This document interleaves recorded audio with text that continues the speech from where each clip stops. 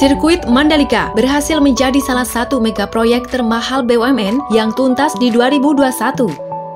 Berikutnya, pada tahun 2022, sejumlah mega proyek termahal lain segera dikebut untuk turut menyusul. Terselesaikannya mega proyek menjadi nilai penting dalam mendukung proses pemulihan ekonomi nasional. Untuk itu, mari simak berikut adalah progres terkini 5 mega proyek termahal BUMN di kuartal 1 2022. Kita mulai dari nilai terkecil.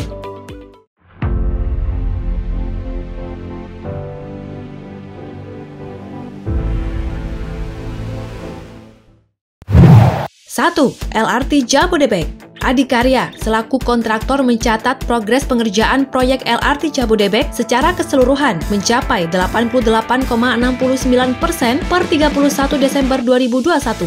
Baru-baru ini KAI resmi memperoleh PMN senilai 2,6 triliun untuk LRT Jabodebek yang akan digunakan untuk kelebihan biaya akibat keterlambatan pembebasan lahan depo yang berdampak pada peningkatan biaya praoperasi, biaya interest during construction, dan biaya-biaya lainnya.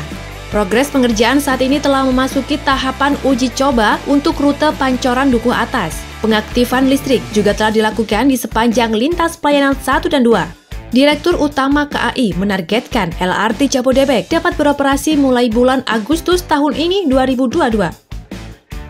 2. PLTU Batang, Jawa Tengah. Penyelesaian proyek pembangkit listrik tenaga uap atau PLTU Batang tengah dikebut meskipun masih terjadi krisis batu bara di dalam negeri. Progres konstruksi hingga kini telah mencapai tahap akhir 95,8%. Adapun kapasitas pembangkit listrik tersebut nantinya akan mencapai 2 kali 1000 MW. PLTU Batang selesai beroperasi akan menyuplai listrik di Jawa Bali dan membutuhkan sekitar 7 juta sampai 8 juta ton batu bara per tahun. Di tengah krisis pasokan batu bara ke PLN, Adaro mendapatkan penugasan tambahan produksi sebanyak 500.000 ton dan sudah bersepakat dengan Kementerian ISDM serta PLN untuk segera dipenuhi. Sobat, sebelum masuk ke mega proyek selanjutnya, BUMN Info ingatkan untuk jangan lupa berlangganan untuk mensupport channel ini agar bisa terus memberikan konten-konten berkualitas tentang BUMN Indonesia. 3. Kereta cepat Jakarta-Bandung. Produksi elektrik multiple unit KCJB yang dilakukan di CRRC sudah mencapai 85%. Artinya, 7 dari 11 unit kereta yang akan digunakan untuk KCJB sudah selesai diproduksi. Secara keseluruhan, pengerjaan mencapai 79,90%. KAI juga baru saja mendapat PMN senilai 4,3 triliun untuk mega proyek ini. Targetnya, kereta cepat akan dilakukan uji coba pada November 2002 ini. Adapun untuk pembangunan 4 stasiun yang terdiri dari stasiun Halim, Karawang, Padalarang, dan Tegaluar juga sudah berjalan. Per Desember 2021, stasiun Halim mengalami progres yang paling tinggi hingga 66,05%, disusul Tegaluar 62,75% dan Karawang 40,21%. Dan yang keempat, 6 kilang minyak Pertamina. Pertamina saat ini sedang mengerjakan sejumlah proyek kilang minyak demi menambah kapasitas minyak nasional. Pertama, untuk proyek RDMP di Balongan saat ini progresnya sedang dalam pengerjaan Engineering Procurement Construction atau EPC yang mencapai 53,39%. Ditargetkan bisa rampung dan beroperasi pada April 2022. Kemudian RDMP Balikpapan progresnya 44,51%. Kilang minyak ini akan meningkatkan kualitas produk dari standar Euro 2 menjadi Euro 5. Ditargetkan rampung secara bertahap dengan target beroperasinya unit revamping pada Oktober 2023.